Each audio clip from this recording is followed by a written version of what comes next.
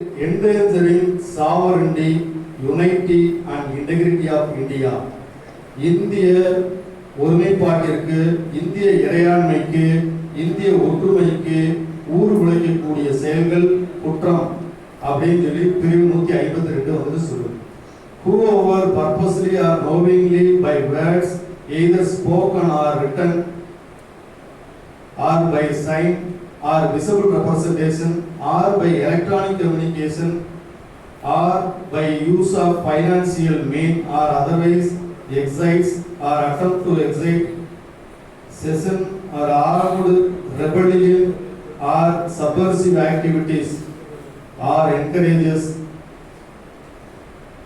இது எல்லாமே வந்துட்டு இந்திய இறையாண்மைக்கு எதிராக, இந்திய ஒருமைப்பாட்டிற்கு எதிராக, இந்திய ஒற்றுமைக்கு எதிராக வந்துட்டு குற்றம் வந்துட்டு செய்தவர்களை வந்துட்டு தண்டிக்கக்கூடியது அப்படின்னு சொல்லி சொல்லுங்க. இப்போ இதற்கான தண்டனை வந்துட்டு imprisonment for life with imprisonment may extend to 7 years வரைக்கும் அபராதத்துடன் வந்துட்டு தண்டனை அப்படின்னு சொல்லி சொல்லுது. 153வது பிரிவை பொறுத்தவரைக்கும் வந்துட்டு செக்ஷன் என்ன சொல்லுதுன்னா, waging war against government of any foreign state at peace with government of India.